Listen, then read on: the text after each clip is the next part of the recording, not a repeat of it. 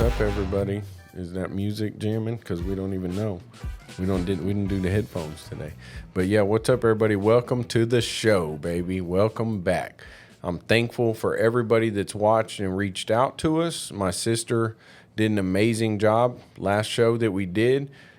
She had an amazing outreach to her and people that have reached out that she grew up with. She's even got an old friend flying in to visit her from out of town, somebody that was inspired. And so that's a dream come true already. Just the fact that we've been able to impact a few people in a positive way is just unbelievable. So today's going to be really cool for me and for you guys because I got my best buddy up here. And I've been waiting to bring him in, saving him for cleanup to come in and clean up. But me and this guy got 25 years plus together. And, you know, we're going to share some things. We're going to have fun. We're going to see how it goes. You know, I think it's about key people in your life that believe in you. And we'll get into that more. But TJ's been my number one believer and by my side through all the things that I've experimented with, all the different jobs and stuff. And we're going to talk about that today. But you got to have some key people around you. You know, if you're lucky enough to find a TJ, then you hit the lotto. But we're going to talk about that today, so I'm excited. I got my homeboy, the one and only, my dog, the dog, TJ. Come on in, dude. What's going on? Come on in. The water's fine. All right. So, yeah, it's going down, baby. We got TJ in the building. And like I said, like 25 years. So where do we even begin? And we get to do whatever we want, remember? Because I get a little nerved up every time I do this still. I've told you that. I've told everybody that. And that's okay. So maybe one day I won't. But I think maybe having you here, I'll probably be the least nervous that I've been throughout the whole time. Because we've just done so much together. There's not much that... so, yeah, I'm going to pretend the cameras aren't even here and looking at us and just roll with it. But, yeah, I met TJ, I don't know, I guess 25-something years ago. That's one thing we don't count to the exact. Don't stress yourself out counting numbers to the exact. 25 years is good enough.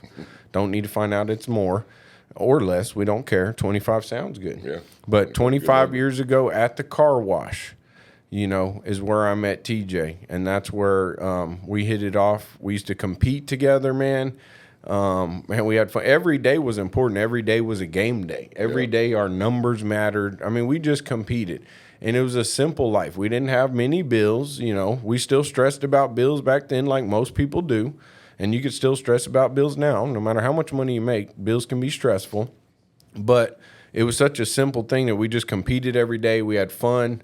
We tried to kick each other's butt. And then it was just about like getting a case of beer at the end of the day and going and hanging out and talking about work for the next Make sure 5-6 hours. Run stuff past each other so we can get better for the next time something happens. Exactly. Yep.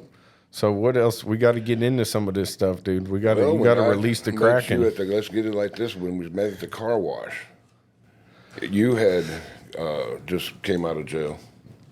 And I know, I just came out of jail too, just earlier on December of that year.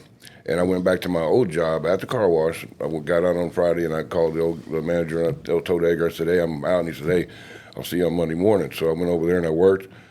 During that time, a friend of ours named Louie was running the lube over there at Dreams Car Wash where I met Jake at. And I wanted to work there because I like Louie. And Mark Welcome, I knew him before too. And then he had this guy, you know, they had some good salesmen, Preston, and Jake was there. And that's where I got to meet Jake and the rest is history. But yeah, we had just, you know, both got out of jail and we were doing good. I mean, we hit the street running. No one was trying to go back and do the same thing we had done before. Yeah. No, and that's something. And they, you know, last few guests, or if not everybody's been to jail that's been on the show so far. So eventually there'll be people here that haven't been to jail. I promise. Someone in the family, we're going to find someone that hadn't been to jail. But no, it's important. We're going to be honest with you. And that's just the reality. That's who we are. And also the people that have been on this show so far are killers, are hustlers, are people that make it happen for their family, make it happen for their community. So, you know, there's no coincidence there. Like I've said before, those of us that have been beat down the most and beat ourselves down the most end up being the future leaders. So, yeah, that's where, we did meet right after getting released from a dungeon. Yeah, we got released from the dungeon. And I guess to go back a little bit before that, I mean, before I went to jail, I stayed there 16 months, 3 weeks, 2 days. Who's counting? But that's exactly how many days it was. I thought I was going home every day. Mm-hmm. And the reason I was there wasn't the reason I was supposed to be there before. But when I got the sentence and I talked to the Lord and I says, me and you, and you know I didn't do this, and so why am I going to jail? And why are you keeping me here? He said, you didn't do that, but you did a whole bunch of other stuff, brother. Mm-hmm. Yeah, exactly. Yeah, that's what I'm saying, man. And taught me a lesson.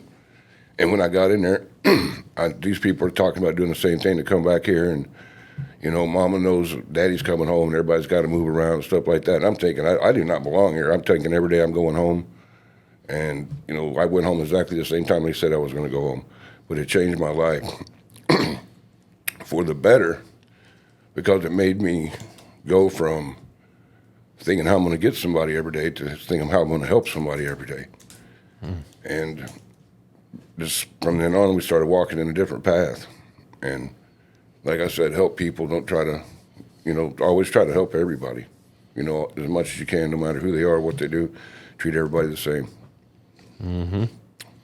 No, that's something, because there's a lifestyle when you're incarcerated, a lifestyle of lots of people that think it's cool to act like they're experts about being locked up, and you know, they have no grasp with the free world and goals in the free world. They really think that they're okay with going back and forth their whole life, and they base their life around it. They're proud of it. And so, yeah, there's a certain few that get into those situations like us that are incarcerated in your lifetime, and then you really make the switch. You get in there and say, I'm not coming in here and getting bossed around my whole life. I remember when they let you go, and everybody always goes see everybody get released, and my mom and dad come, and so everybody's watching me get released. And when I get out, my mom's bawling. She's about 5 foot tall. My dad's like 6'4". And she gives me a big old hug. She's bawling. My dad grabs me right by my face and kissed me right on my lips. And I'm like, oh, my God, I hope I don't. I told him I wasn't coming back. I sure wasn't trying to come back after that. You know what I mean? That guy kissed me on my mouth. Good Lord. Dang. Sure did. So, yeah, that's where we come from. Yep. And that's where, you know, we had that in the beginning. And then, you know, from there, like, the fun started for us, you know. Yeah. And there were some tough times. Little did we know. We were at the car wash, and we wanted so much more. And we knew, like, the people that were pulling up on the weekend in their nice cars and in their swim trunks, and you could smell barbecue on them. They were barbecuing at home. They had to be. We used to be able to smell it. And think about, like, man, one day on the weekend, we don't want to be up here. Yeah, we're not going to work on Saturday. Yeah, and the little things like that. It started with stuff like that, right? And little did we ever know somebody was going to come to us in the near future talking about making $10,000 a month. Yeah. We didn't even know that. I didn't even know. I thought that was a joke. Yeah, and we were still happy. We were still happy with that stuff. But, yeah, I think, you know, so the car wash as our professional lives progressed, basically is where I got the opportunity from Preston to go over to the mortgage business. And I always had made a promise to TJ, you know, if I ever got an opportunity somewhere, for darn sure I would go back and do whatever I needed to do to get him the opportunity. That's what we all did for each other. We made that pact a long time ago. And so it ended up working out by the grace of God. I was able to get the opportunity I got in the mortgage game. And then I don't know how much longer it was, how long you had to wait or whatnot. How'd that go? Well, when I got into it, I remember it was a Saturday and the phone rang on the gas island, and when the phone rang, you better run over there and get it because it's probably somebody they transferred for a detail, so you're trying to get some money. And it's at the end of the day, and I answer the phone, and it's Jake. And I'm like, what? Hey, man, what's going on? He said, yeah, you're going to be at your house tonight. I said, yeah, I'm going to be at the house. I want to talk to you about a job. So he comes by the house in an Escalade, a black one with big old Ben-Hurs on it, big 20s. I mean, back then, not very many people had that. A few people had it, but it was nobody. You had to be special. And then we're sitting in the drive, we were talking. He's talking about, man, we're going to make $10,000 a month. And I said, what? I said, what do you do? He says, mortgages. I said, well, you sell houses? I didn't even know what a mortgage was. That's right. I didn't know what a mortgage was. I was like, well, I could do it if you show me what's up. So anyway, I get the job. And I almost didn't get the job because I'm so, outdoors and really rough around the edges back then. It looks like a caveman, basically. That's why he almost didn't get the job. And, it's so the lady told me she didn't think it was a Foghorn good fit. Leghorn looking And I at. said, what? It ain't a good fit? I said, man, I could whoop anybody's butt at anything to show me what it is. She goes, well, I like the attitude. I'm going to give you a chance. So she gives me a chance. Well, when I get in there, Jake's getting promoted and he's fixing to have the job that the lady hired me's job at another office, and he ain't taking me. And he's like, dude, you got to pay attention. You got about 1 week, man. You got to get on this phone. You got to listen to what I'm telling you. You got to simplify it. You got to simplify it. The whole thing is you don't have to know more than what they know. You just got to be able to get that Social Security number. Mm-hmm. And if you can do that, you're going to be able to do this. And so we had to make these cold calls. I think you talked about it before. You had to make so many calls. You had to push a button, and it would keep track of how many calls you made. And I hated doing that. So we just we learned how to, there's other companies like Syntex and, Ames and different companies. And I started talking to those guys. Well, their stuff wasn't the same as ours. Their little outlines, so they could do stuff I couldn't do with their turn downs, and same, vice versa. We go to lunch and switch them, and that kept me off the phone. Mm-hmm. And then, of course, somebody said, go in the file cabinet and look for Jason Griffin. And I went and looked at Jason Griffin's files, and everything was perfect. And there's more knowledge in there in every file than most people had in everything they did. And all of them were basically, Jason was just more of a technical guy. Like, he's going to talk you out of it because it ain't that really good of a deal, but there was deals all in there. And that Jason, but anyway, Jake went over there and to the other place, and, we did good at our office. They broke records. I mean, I think he's talked about that. That's the national record broke there. Sent the processor from his office over there to California, flew her in there just to make sure that all the files got through in time so they could get that record. You remember that? Mm-hmm. Sure did, and got that and broke it. Yeah. Sure did. Yeah. No, and they wouldn't let me take TJ to my branch because she already knew what was up. And little did the manager know how we were going to go. I was going to kill it with anybody I had. But she wouldn't let me take TJ because by then she already knew, because Preston had got us in the door at first, and then our other buddy Mike Tumlinson was working there, or in the mortgage game. And Jason. Yeah. But they just knew because of what our buddies had done and what they had seen in our short time. Like, these guys, everybody that these guys are associated with are fire. Yep. And so they wouldn't let you go over there with us to Greenspoint. But no, it was cool, man. That was cool. So yeah, we hustled it up in the mortgage game after the car wash, and so everybody 11.55%. Yeah, that was back in the day. 11-12% interest rates on loans. Okay, yeah, it didn't all work out for the economy, but it worked out for us. Our economy, it worked out. Yeah. But we took the opportunity that was given to us. It wouldn't have mattered really what it was at that time. If somebody was talking about $10,000 and it was scooping elephant crap. I mean, we'd be talking to you guys today about our elephant crap business. We really talk about would. the elephant crap records we done broke. Yeah, exactly. We would have the undisputed 3-time All-American elephant crap scoop record because no matter what. But so we went from there. We're in the mortgage company, and then that's where the mortgage business in 2008, with like a lot of business, started to fall apart. So mortgages were going out, and then that's where somehow, I dreamed up a restaurant idea out in Katy and got my buddy I grew up with, dad, family that had the real estate and the money to do things, and put together a plan, and that's where Vida Loca was born. Mm-hmm. And then TJ would even come over there and help out at the restaurant and started learning that business with me. And then where we really took off over there, our restaurant time, because our restaurant really was the best in the business and kind of introduced a lot of this stuff to Katy, was the festivals and stuff outside, right? Oh, yeah. Vida Loca, we were the first in the game to do the big parking lot parties. Oh, yeah. We were darn sure the first people a long time ago to do 10,000 pounds of crawfish in a parking lot. We used to do 10,000 pounds of crawfish. We used to have on Cinco de Mayo, there was 2 beer trucks that came, and there was beer stacked all in the hallways. 18-wheelers of beer. 18-wheelers of beer. Yeah. Couldn't even fit in the crawfish and all in the coolers, and beer everywhere stacked in the hallways. And we had hired people, of course, buddies too, out there directing traffic on Kingsland and Mesa, directing traffic and showing people where to park. It was crazy. And by the end of the night, by 11 o'clock or so, there wasn't a beer. No, there'd be nothing. There was nothing. We'd always say next year we need 10 18-wheelers, and then 10 wouldn't be enough the next year.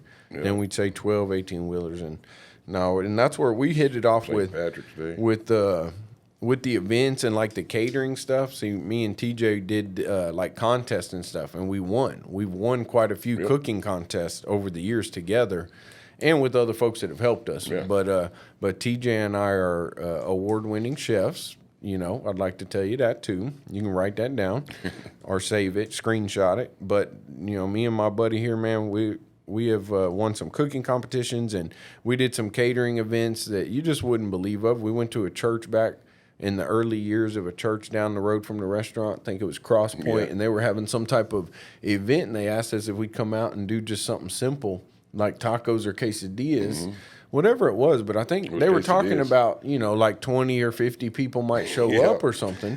So me, you, and Nino, you know, what's up, Nino? If you ever watch this, buddy, we miss you, buddy.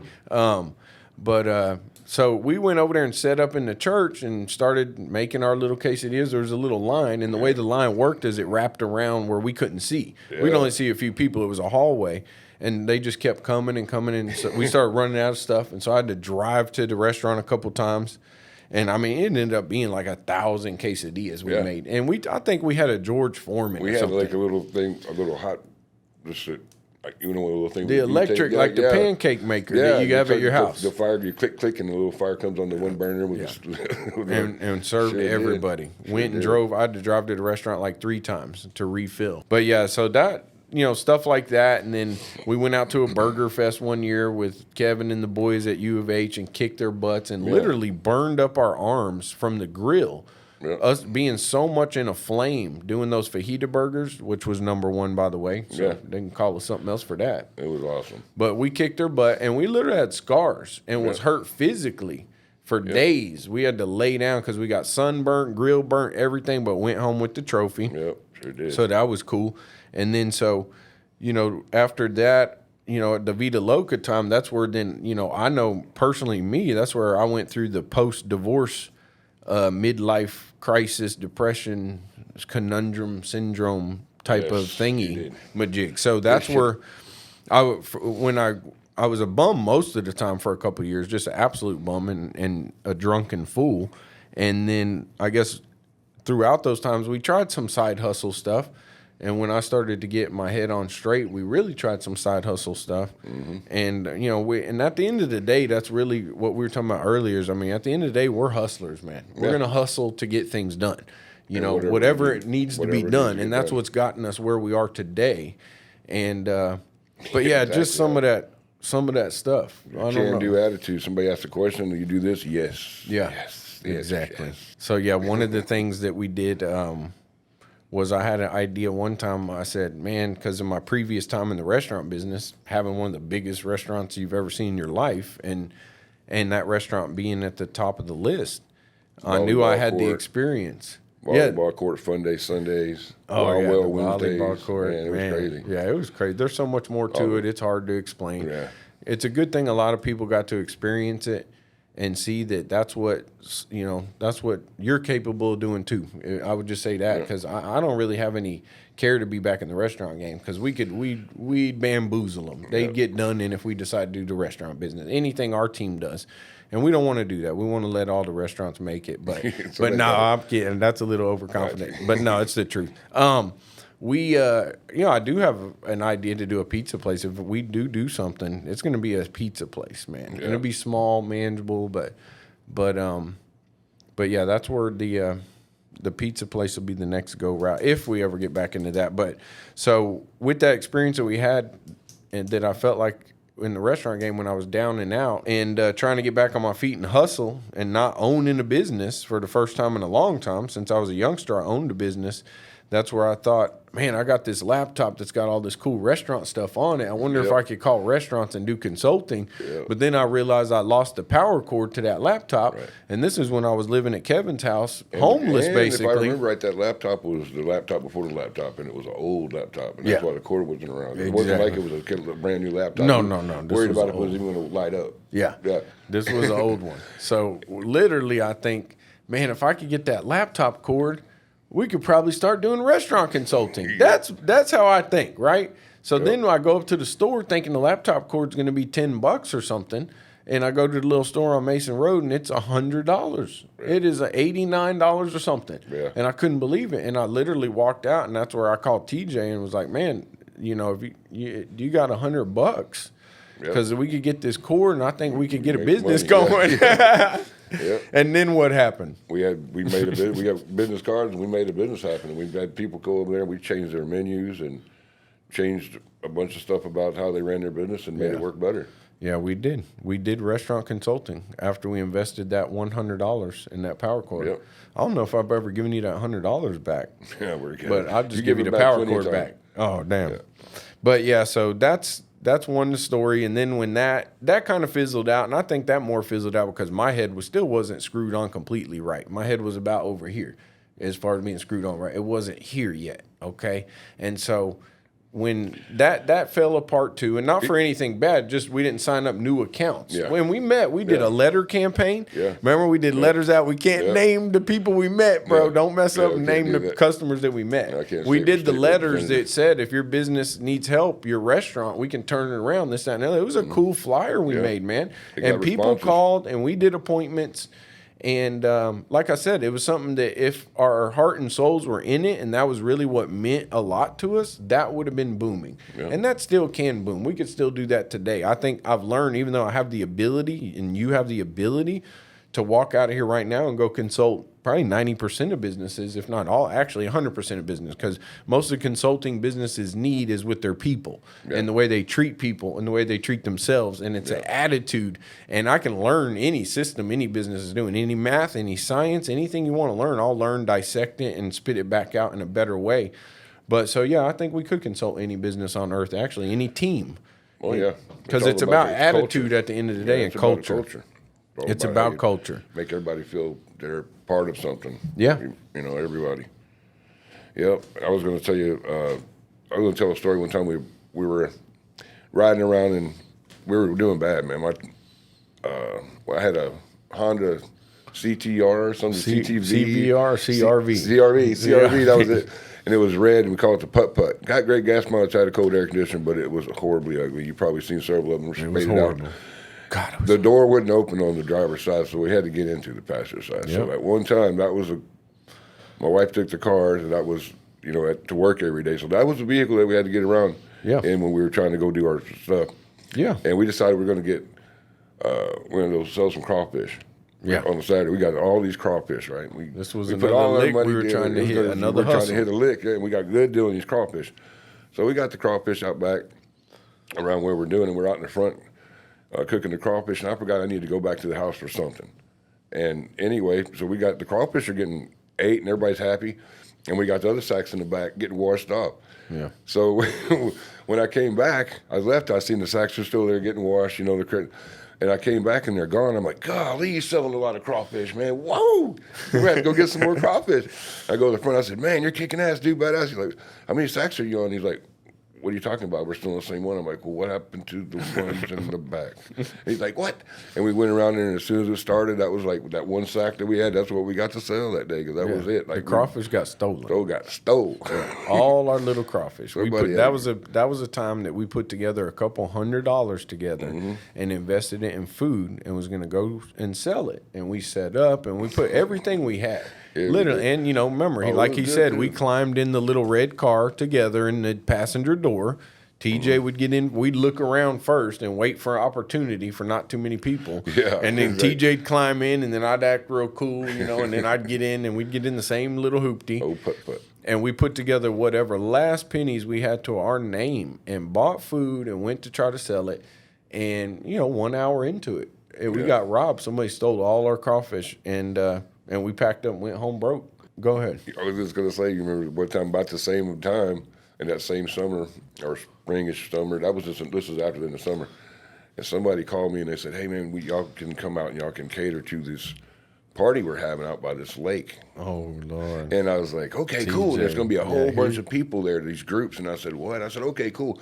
Well, it turns out these groups are, what were they? They were exhibitionists, right? don't know, but be they get careful. naked in what do you call it? Swingers, I guess. Swingers. They were something. They were some but special kind of swingers. Yeah, but they were camping. Everybody was camping, and we did. Man, it was a swinger convention in the woods, man. Tell these people the truth, man. It was a swinger convention in the woods. We were at the and he's telling me it's a catering. Yep. We were but at the go back. ahead. We were at the back. We set up our little store. We're at the very back of the thing. Of the woods. Yeah, of the woods. So we needed to escape. There wasn't no quick escape or anything like that. But we brought, we had fajitas, chicken and beef, and you know what all we really needed to do was bring some barbecue, man. If we had the barbecue, we'd have been doing fantastic.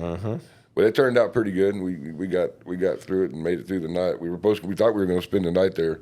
We stayed late and we had a gave tent, up. I think we rented out to the boom boom room, and then we had to go home. Yeah, we rented out as a boom boom room. But yeah, so that was what TJ called a catering back then. It was literally something out of the Blair Witch Project with swingers. We drive down some road. We get somewhere where it looks like you're not supposed to turn and go. Yeah. With a big gate that says "Don't turn and go." Yeah. And then we turned and went, and TJ still telling me it's a catering. Then we drive down a mile or two dirt road on somebody's land, mind you. Hopefully that was one of the swingers. Yeah. And we get out there and they got a big old show set up. I mean, it was a convention when I tell you, an outdoor one. Music and everything. Yeah, I mean they had a stage and bleachers. Remember the little bleachers? Yeah.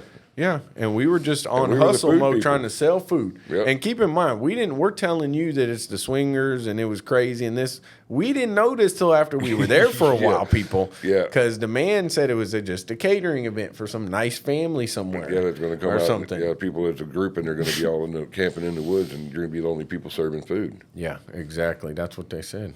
They said serve food and only people, and we said, where do we go? Yeah.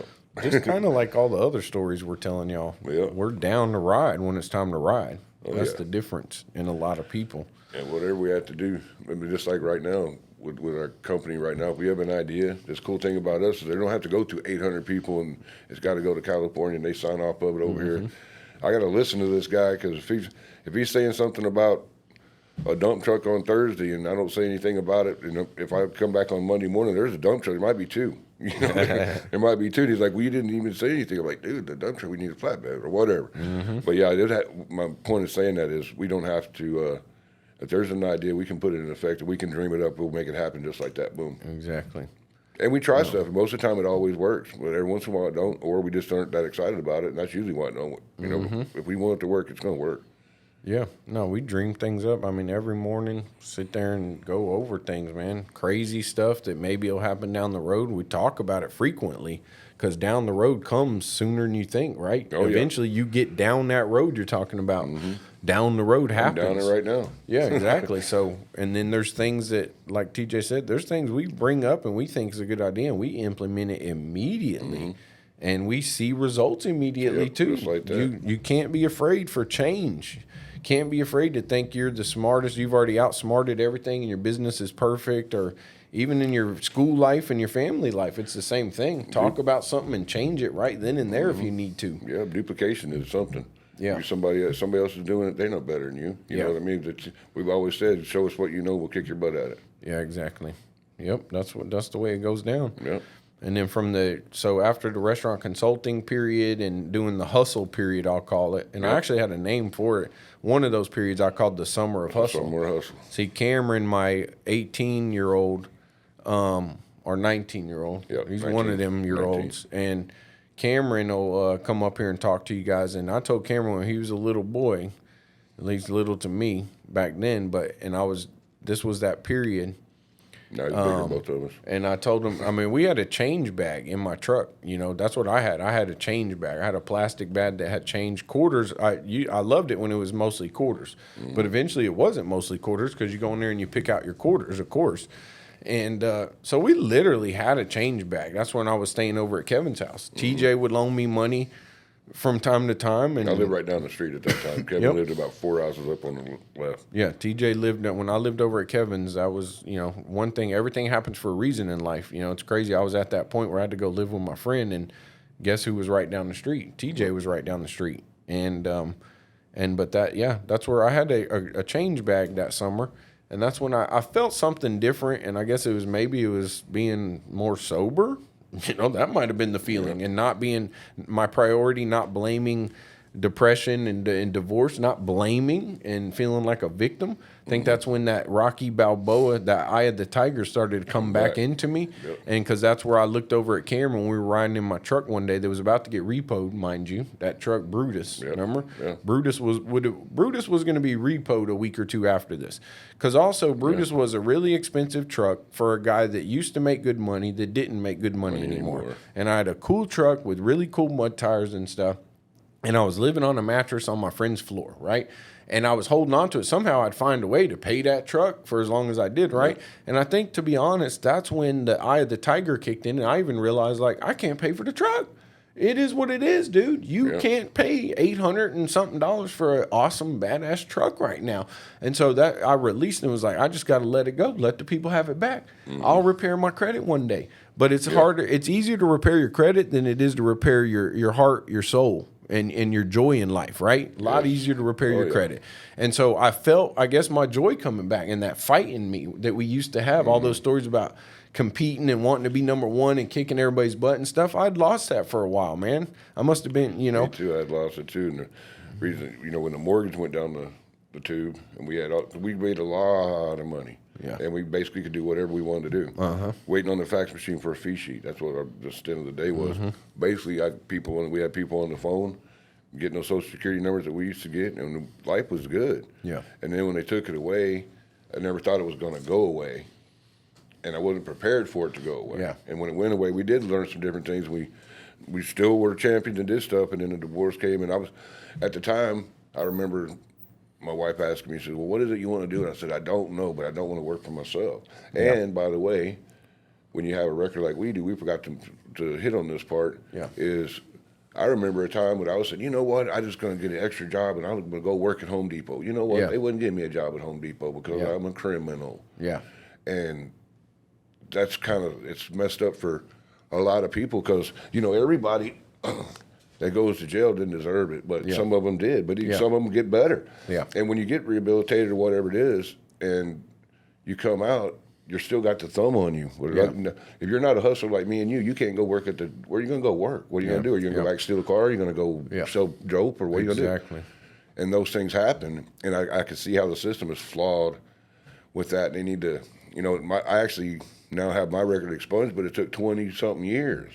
As I'm an old man, what am I going to do? You already turned me into the person I am. And I was already that person, but thank the Lord, that we have that ability to wake up every day, and no one's got to tell us to go get our money. No one tells us to go to work every morning early, really crack early. But that's a part of what happens to. If we came at 9 o'clock, none of this would be going on. We'd get there early, and that's when we crack jokes and we talk about this. And same thing like at the car wash, we used to bounce things off each other. That's what we do all the time. Yeah. And it makes us better. And by the time everybody else gets there, we usually, not the guys, but when, the opposite girls get there, they're there at 8:30 or something like that. We usually have a whole day of work that we've already pretty much put in, and then we're still going to go get it. So no, we like getting up earlier and being there earlier than everybody too, just because we like to whoop people's butt from the beginning. We like to know that no other contractors out there like we are. And I know there's good ones out there that are doing good, but we're competitive, man. Well, you know what we do? We want to be up before you. Permit Pier, where we all come from as far as the foundation goes. Well, they taught us the grounds of what we needed to know. They sent us to some, we went to a bunch of seminar engineers. It was cool. Got to hang out with those guys. And then they would teach us to say, we're going to do this, we're going to do this, and we're going to do this, and this is going to be this way. Yeah. And so to me, I'm over here going, I'm telling the customer it's going to be this way and this is going to happen. And then when I go look at the job, the trailer needs a tire and the guy's don't have a shovel. There's nothing roped off, and nothing's happening the way I told him it was going to happen. And the difference between us and them is we do exactly what we say. Exactly. Yeah, that's what we do. We make it happen. Yeah. And if there's a problem, is there a problem? Every once in a while there's a problem. Sometimes it ain't the problem; it's your attitude about the problem. And so we fix the problem and keep going. I mean, we attack everything. If there's something goes bad, we ain't running from it. We're trying to get it over with. We don't have a good enough memory to have to keep going backwards every day. For sure. After the hustle mode, and like I was saying, I told Cameron in that truck that day with the change bag, I said, "Boy, remember this. Yeah. what we are going to call the summer of hustle. That's Yep. what you just went through with your dad, and that's what Dad's doing. This is the summer of hustle. I said, you remember this, Cameron. See that change bag back there? We ain't going to be living like this much longer, buddy. Dad's going to be stepping it up. So, and I ingrained it, summer of hustle, summer of hustle. And I reminded him, because I know how kids, when we're kids, we can forget stuff and memories. He ain't ever going to forget that. When Dad is gone one day, a long time from now, he's going to be telling his grandkids or something about the summer of hustle. Because I repeated it so much, and I wanted him to know. Because these days, obviously we've been blessed. We don't have the financial stresses or insecurities that we had for years growing up and going through down spells. But I don't want my kids or my family to ever forget where we come from, and never to appreciate what we have, and use it for good. And if we're going to be okay financially, then you find something else to do in life to better other people. And that's where I still bring up to this day, when, it's part of raising a kid too. You got to be tough on our kids to make them into the best men and women they can be in life. But that's where I told him something the other day where he pissed Dad off, and I said, boy, you remember that summer of hustle? I will give you a change bag, homeboy, again. You will be walking around with a change bag if you don't act right. So, no, but Cameron's done amazing. Cameron works for the company. He probably laughed. He laughed. But Cameron, I'm very proud of Cameron, man. He's out there right now in San Antonio this week measuring 14 apartment buildings, 14 man. apartments, knocking them out, and he's over there taking pictures and making sure everything's correct before he comes back today. So he's doing a great job. Cam. So Cam's going to come up here and talk to everybody, too. That's going to be a fun show. Lurchito, baby. Lurch. Lurchito. That dude's bigger than both of us now. Big Lurch, baby. Yeah. Big Lurch. So he'll be up here, man. And, but yeah, so that's where, and then, of course, we can't, what are we looking like on time, I wonder? We'll have to get with the executive production. 38 minutes. 38, okay. Man, we're doing good. Wow. This is good. So hopefully you're listening to this on a car ride, on a plane ride, on a boat ride, even on a bike ride. Hopefully you're listening. Yeah. Or you're on your phone sneaking away from your boss and getting some of this good stuff in you, because most companies are out there mistreating people anyway. So you should be listening to me and TJ, even if you're at work. But do it on your break, because I like for you to be your best at work. So, but that's where. So we got to touch on Cleety, right? We got to touch on, and then we're going to try. We got to touch on some people, because I keep pissing people off every time I come in here, because they're like, "What about this and that?" And then we got to talk about Butch. We got to talk about Cleety and Butch, because Butch is pissed. Butch said we don't know the story. Yeah, you don't know. So the how story. could we be telling the story? This is my dad, y'all. Yeah. My dad calls me, and my dad says, "Hey, when is the star of the show coming?" And I go, "What show?" He goes, the podcast thing. And I go, "Huh? What do you mean, Dad? When's the star coming? When am I coming?" Yeah. And I'm like, "But Dad, you can go whenever you want. We want you. You are the star." He goes, "Yeah, because this whole story thing you're telling is not even right. You don't even know how to tell your story. I'm the one. I made you. I made this story. Yeah. So I need to tell the story. You're getting it wrong." And so, all right, Dad. All right, Butch. I think I'm getting part of my story right, but I'm with you. You are the star. We are planning things out. You have a big entourage. My people have been trying to talk to your people for a long time, but your people are difficult, okay? So you got to get with your people and get back to my people, because we've been trying to schedule you, but you're booked. I think they had you down for Geraldo or Oprah or something. So right after you do that, we want you here, Butch. Yeah, we had talked about it on the way in here. We're like, we're going to piss Butch off. Yeah, we'll piss Butch. Anything we say, Butch is going to be pissed. My buddy. But Butch is Butch. We're going to get my dad in here, man. He does got a lot to share. It's going to be beautiful. It's going to be funny.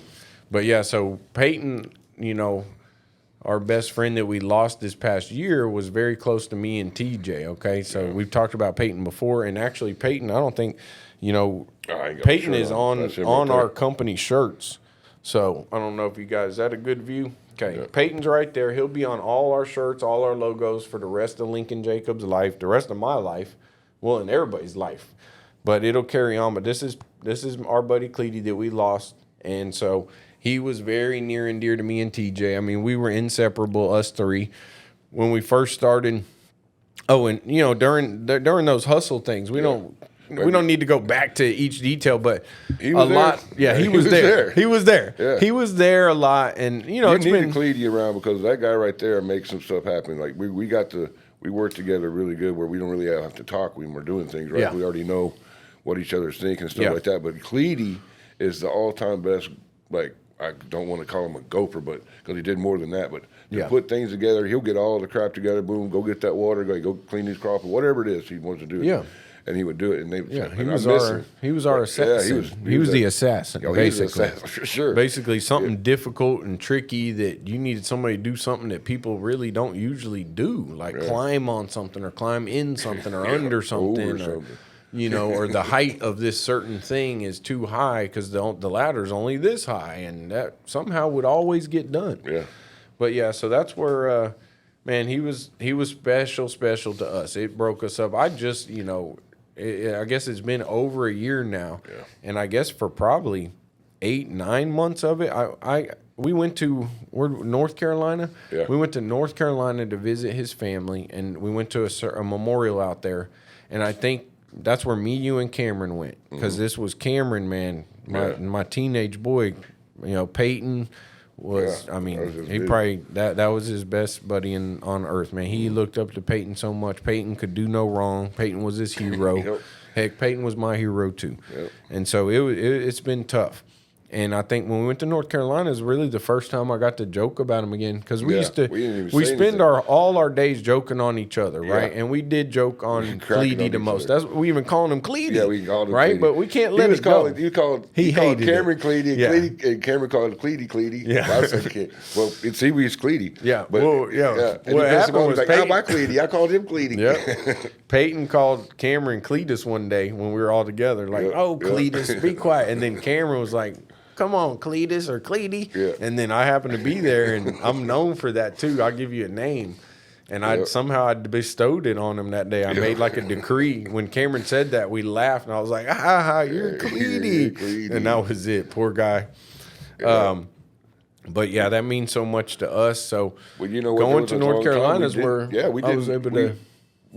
Before we always we do Cleety imitations all day long. Imitated them all day. Pop one out, we did it in 30 minutes, and all of a sudden we're going to Cleety. Eight imitations of him a day we used to do before he passed away. Yeah, and then until we didn't even do anything. We didn't do anything for a long time.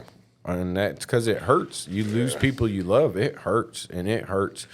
But that's where I challenge people, just like I challenge myself, to take when you lose a loved one, to take it realizing that their purpose in life, and there must be so much more to it, right? That God is a loving God. God does not put fear in you. That God does not put things in you that are going to break your heart. Things that are happening were always part of a greater plan. Yep. People have a purpose. So once you get out of the hurt part that's going to happen to all of us, you have to realize that person's life must have such more of a purpose, a greater purpose that we still don't know yet, is what I'm saying. Not what they've already done. And you can look back at the life they lived and use their experiences, no matter how bad they were. My mom died of an overdose. Peyton, similar situation. It ended up being where they say he took his own life in jail, which I don't know if I'll ever believe it. Not part of me, I got to believe it to release, but either way, he's gone. Yeah. I trust God that God's got him now, no matter how he went out. But bottom line is drugs took him out, just like drugs took mom out. And that's where I just, their life they lived, you can look back at the things they did wrong and right to the loved ones that they had, the things that they went through, and we can learn, and that's part of their purpose.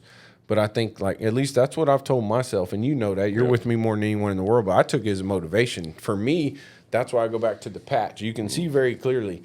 Me, I take it like a warrior or a football player, or, I like warrior better, actually. Yeah. This is my loved one that's gone, and so I got it on my uniform. My uniform, when I go out and fight every day for my family, and I fight for people that can't fight for themselves, and I dream, and, I do everything I love to do because God's blessed me to be able to do it. That's where I have Cleety right there, and I'm motivated. Oh, yeah. It just fueled a fire. It's like talking smack to Michael Jordan or something, how dumb that would be. Yeah. And I do use that. It helps me heal, right? And everybody heals differently, but it helped me heal to say, no, I'm going to do something in his honor. Yeah. I'm going to do something to carry his legacy. Yeah. I'm going to make sure his mom knows, and we have made sure how much she knows how much we loved him and his whole family. I think we sent a message when we went down there. We weren't playing. This guy was loved like you wouldn't believe. We still keep in touch with his mom. Yeah. No, we do. And I want her. She's supposed to come visit us. I hope she comes and and visit us soon, and she's always welcome here. She wants to talk about suicide prevention and stuff like that, and I'm down for that. Down for that all day. Because we done lost too many. We lost too many. But yeah, we love Cleety. You know, the funny stories, which it's still even tough, but you know, that's where I think there's a lot of funny stories of Cleety. There's a lot of them. My mind's going like this, but I can think of a few right off the top of my head. The Man Down, that was beautiful.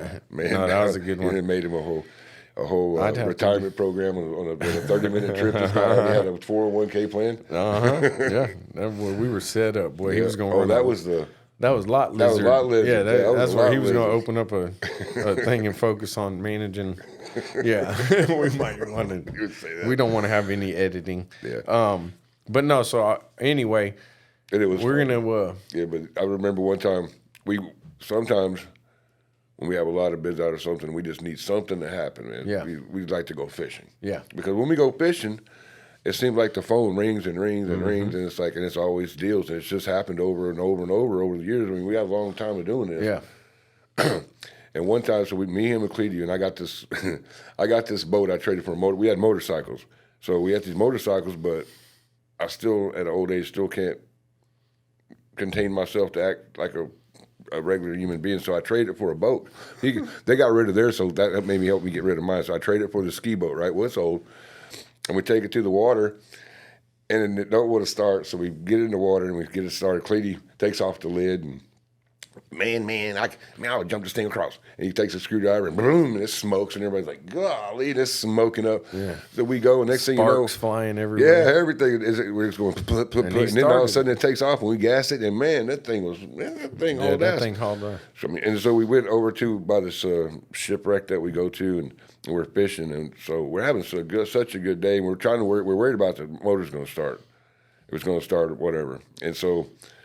Of course it didn't. We had to jump it off again. He takes the hood off. But during this time, we ran out of bait. Yeah. And so we were starting to cut bait. And so I ain't thinking about this. I'm cutting bait, and I got fishing poles. There's 4. They put their 2 fishing poles in. They jump in the back of the boat.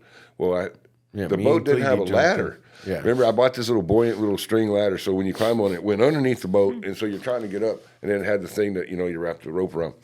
And so I'm fishing, and I got to use the bathroom too. And these guys are in the water. They've been trying to get out of the water for 10 minutes. And I'm like, if y'all can't get out of the water, I know I can get my fat tail out of the water. But I'm like, okay, so I put my glasses down, I'm fixing to jump. Fishing poles goes, wah. I said, whoa. And I go over and I grab it, and I'm like, oh, it's a big one. And I go to the front of the boat. Remember, they've been in the water for 10 minutes trying to get out. Me and Cleety are still in the water right now, swimming behind the boat. And so I'm pulling it, and all of a sudden he goes, oh, and I go, man, it got up, and I remember what we talked about, sharks.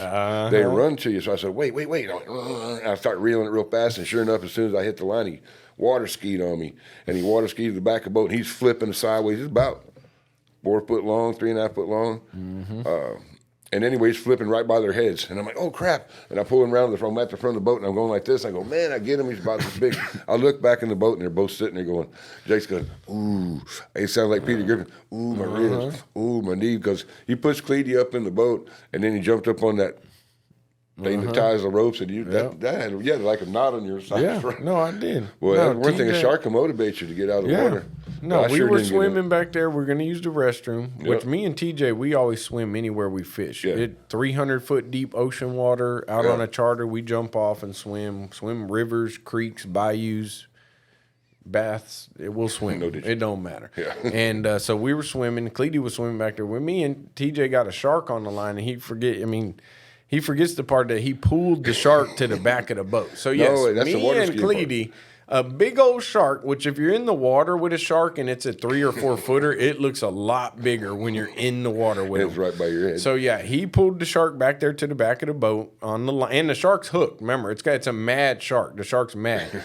So, yeah, me thinking about Cleety first and him being kind of on the smaller side, I threw his butt in the boat that we couldn't get in. And then, I found some way and just Aquaman'd out of that thing. Yep. I did my Aquaman and came up.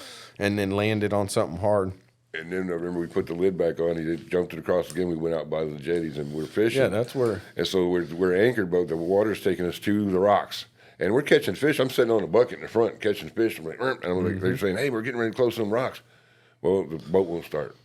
Cleety goes up there. I mean, we're about 2 waves away from sitting on top of the rocks. So he jumps out there like Superman. He gets in the back of that boat. He manhandles that thing, sticks it in there. Next thing you know, and then gets in the front, and it takes off, and we're out of there. Cleety done saved the day. We were about to capsize. Oh, we were fixing to be sitting up on those rocks within the boat. That'd have been hard to explain. And that's what's crazy is every time we'd go fish and turn the engine off and think like, oh, man, hopefully it comes back on. Yeah.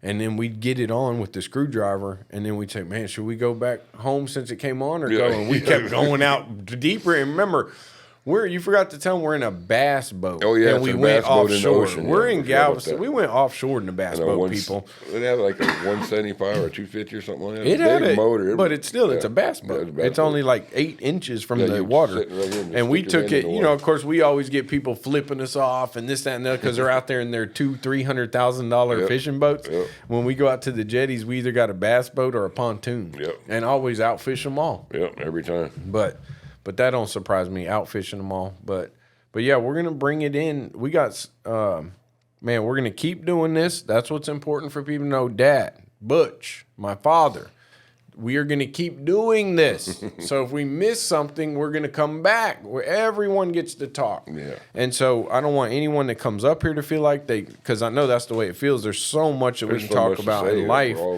the years. I mean, there's a lot of stories. There's a lot of good things to say. Yeah. But the main thing to say is how we progressed from the time that we were doing bad and to transitioned into doing good and just to become great people. Now we help people. Some of them don't even deserve it, but that's not on me. Yeah. I don't have anything to do with that. Yeah. If somebody puts somebody in front of me that needs help, I'm going to do it. So as simple as things like I've had people say, why you give that guy money or something like that? Mm-hmm. Well, for one, you don't have much money in your pocket these days. You have a card. So if you have a few dollars, and I give it to him, he's just going to go do drugs or whatever, or go buy alcohol. You know what? That's between him and the Lord. My job was to make sure that I help my fellow human being. Exactly. I mean, he might have went and got him a hamburger. That's on him. So, exactly right.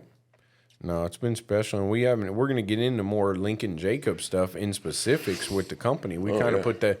Every episode we've done so far, we don't really get onto the company stuff and talk about and brag about the company. Well, we're going to start doing that a little more. But so far, like I said, man, there's been, there's probably a couple hundred people that watch this stuff. And I appreciate that. But just to know, like I said, it's impacting people, man. Yeah. It really is. And we're starting, and I don't care if it's the same 100 people that always watch us, or if it dwindles down to 10 people, or if it goes up to more, right? I really don't care. That's not my priority. If I cared so much about the fine details of stuff in life and what would happen, I don't know that I've been able to do anything that I've done. Yeah. We wouldn't be able to do what we've done, right? So it's the same thing with this podcast, that do your best, make sure your heart and soul are in the right place, and make sure that you really are trying to do good by your family and by your coworkers and by your community, and good things will happen. So, and I've already seen that. I'm done. That's a wrap on this because just a couple people. I mean, Pookie's got someone willing to get on an airplane and come visit. I've had people reach out to me. You're going to have people today to reach out to you and just say, man, that was so cool to hear that, and it's been a while, and just to, and it's just going to be, it's good stuff already. So I guess what I'm trying to say is I'm thankful. I appreciate everyone that has clicked on this. I guess I don't say things like this, but share it to other people. I need to start saying that. You need to share this. There's people that can motivate. Go back to all the episodes and share it. Pookie was on fire last week. Yeah, I saw her. I saw it. It was beautiful. And anybody that needs a laugh and wants to see what two best friends look like that have stuck together for 25 years and accomplish any task in front of us, that's what it looks like. This is what it looks like. And there's so much more to, telling you guys that, all the obstacles and stuff that we've had to overcome, but man, we just don't overthink it. Nah. We're not even going to come in here and over-explain it. That's how I got to back to the mortgage thing. That's how I got through it. I forgot to say that. You get the Social Security number, and I remember on the title there's Schedule A, B, C, D, and I'm trying to learn what Schedule B and D. I'm reading the whole thing. I'm trying to be the studious, and basically so what's Schedule A say? Is that your borrower? Yeah. Yep. The Schedule C, is there any liens right there? There? No. That's all you need to know. If you want to know what Schedule B and D says, you do that on your time. That ain't gonna get you paid. Yeah. And I took that lesson right there to So I simplify everything. Yeah. Because if you don't simplify it, you ain't gonna make it. Exactly. It's too much. So too much complicated, man. You're gonna not get as much done. Yep. And everything really is. It might look one way on paper, but let's go take a look at it. Yeah. And really, it's just words on a piece of paper. Yep. No, and I appreciate TJ and I've had, like I said, I want to stick to this so that we can continue to have fun with it, have more people, let it grow. Yeah. Could be more people sitting down or more people that come or whatever we're going to do, because there are a lot of people in our life that help you and I get where we are, right? And it's tough to name them all. But I know, Preston was a big deal, and our old manager, Kim Dill, was a big deal. And Veronica, I forget her last name, Veronica was a big deal in our life. Car wash people, people like Mark Welcome that you mentioned used to come all the way and pick me up and give me a ride. You gave me rides. There's a lot of people, those car wash people back in the day. Lightning Bolt Chris. Yeah, Chris, the Bolt man. Yep. Bolt. We were a family. We're still a family, but it took a lot of people behind the scenes. Now, we didn't need anybody to go do our job for us. We didn't need anybody to go get paid for us, right? Mm-hmm. That's what me and you have always been. But you need people to believe in you. Oh, yeah. My God. And if they don't believe in you, you can still do it, because there's times everybody may give up on you. But we know we've had people all along that have had our back. And even more than people believing in you, it's folks giving you an opportunity when they can. Yeah, See, we're sitting on little sprinkle dust of opportunity when lots of people get a whole bag of opportunity and don't even know what to do with it. And we all make mistakes. So, but guess what?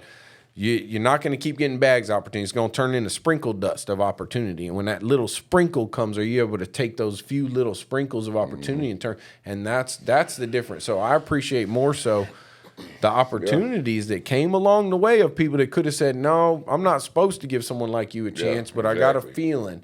And, that's God working through them, obviously, for our path.